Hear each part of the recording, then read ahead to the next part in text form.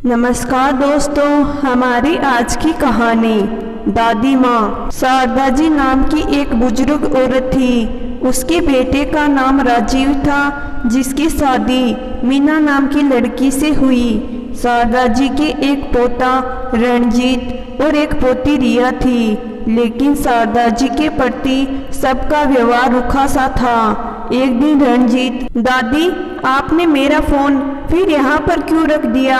आपको पता है न कि बाहर से कोई आता है तो उठाकर ले गया, तो मैंने आपको कितनी बार मना किया है, मेरी चीज़ों को हाथ मत लगाया करो। कितनी बार आपको समझाया, पर आप हर बार गलती करते हो। शारदा जी का पोता रणजीत चिल्ला रहा था। शारदा जी की आंखों में आंसू भर आए। उसको छिपाते हुए वह बोली, मुझे माफ कर दो बेटा, गलती हो गई।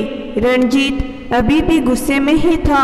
बोला, दादी आप हमेशा माफी मांग लेती हो फिर भूल जाती हो। शारदा जी चुपचाप वहां से उठकर अपने कमरे में चली गई। दूसरे कमरे में उनकी पोती रिया फोन में लगी हुई थी। उसे न खाने का होश रहता न पढ़ने का।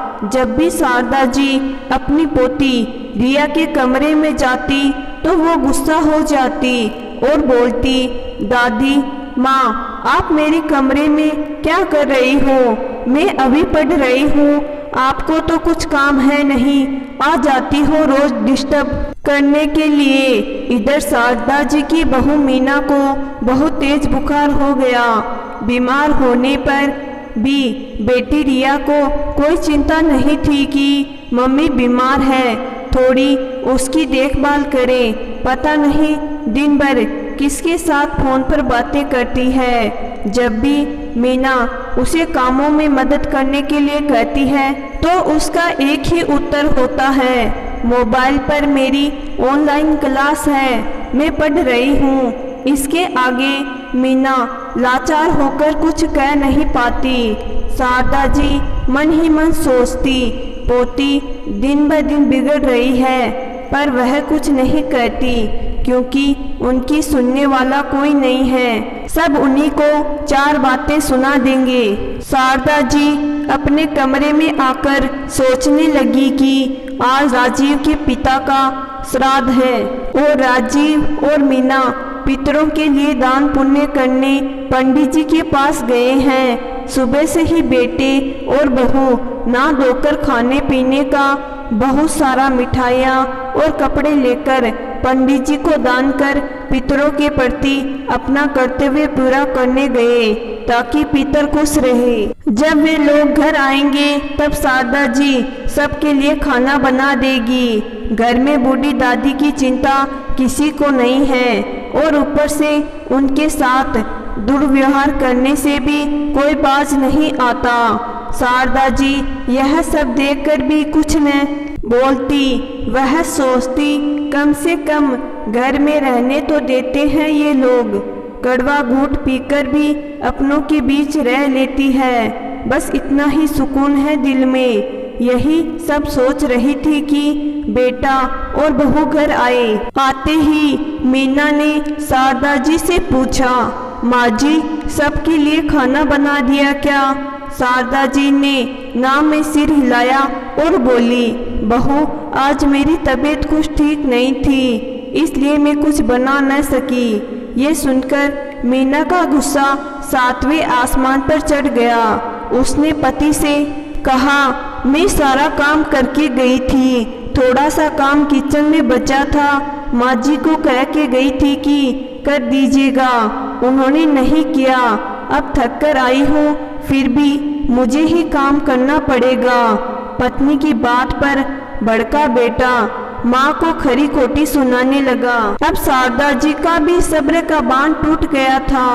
अपने आंसुओं को पोंछते हुए और बोलने लगी, हाँ बेटा सारी गलती मेरी ही है। इस मकान को घर बनाने के लिए मैंने अपनी कई इच्छाओं को त्याग दी, वह भी मेरी ही गलती थी। तुम्हें अच्छी परवरिश और अच्छे संस्कार नहीं दे सकी, मेरी ही गलती थी। मीना को बहू बनाकर घर में लाई, ये भी मेरी गलती थी। सदा सबकी डांट सुनकर भी चुप रही, मेरी गलती है।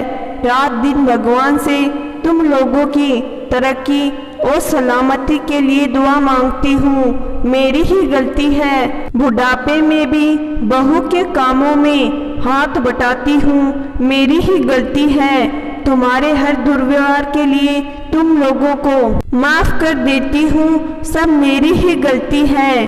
दादी बोलती जा रही थी और शारदा जी का सारा परिवार सब सुन रहे थे। अब तक उन्होंने जो भी सहा सब उनके आंसुओं के साथ बातों से ही निकल रहा था। उन्होंने कड़क होकर कहा, तुम लोग घर में एक बूढ़ी माँ को खुश नहीं रख सकते हो, और अरे तुम जैसे लोग अपनी जीवित बुजुर्ग माँ को प्यार से कभी खाना नहीं खिलाया और ना ही कभी पानी पिलाया, और बुजुर्ग माँ का मान सम्मान नहीं कर सकती, फिर मरने के बाद दान पुण्य करके पितर को खुश रखने चले हो। पहले जो जिंदा है उससे प्रेम से बात और अच्छा व्यवहार करना तो सीख जाओ।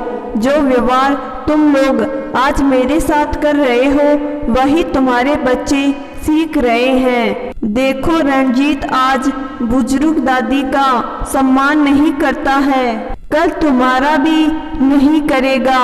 तुम अपने बच्चों को खुद ऐसा बना रहे हो।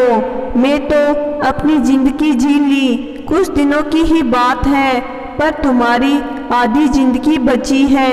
अभी से संभल जाओ ताकि आगे रोना न पड़े। पता नहीं आज कहाँ से इतनी जान उनमें आ गई कि मन की हर दर्द भरी बात बोलती चली गई। मन के साथ अब तन भी हल्का लग रहा था। अचानक कमजोरी लगने लगी और वह गिर गई। राजीव रोता हुआ माँ के पास आया और गोद में उठाकर उन्हें बिस्तर पर लिटा दिया। मीना पानी लाकर उनको पिलाने की कोशिश करने लगी। बच्चे उनसे लिपटकर रो रहे थे। माफ कर दो दादी, प्लीज माफ कर दो।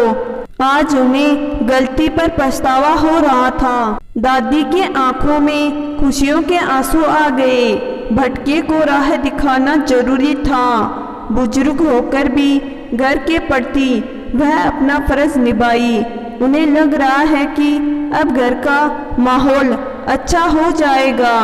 बच्चे बड़ों का सम्मान करेंगे और बड़े छोटों के प्रति सजग होंगे। इसके बाद शारदा जी का परिवार एक साथ मिलकर रहने लगा। रणजीत और रिया भी अपनी दादी से बहुत स्नेह करने लगे और मीरा भी अपनी सास का माँ की तरह मान सम्मान करती और सास की जरूरतों का भी ध्यान देने लगी। यह देखकर शारदा जी बहुत खुश थी। तो दोस्तों, मैं आशा करती हूँ कि आज की कहानी आपको जरूर पसंद आई होगी। कहानी पसंद आई है तो कहानी को लाइक और चैनल को जरूर सब्सक्राइब करिएगा। धन्यवाद।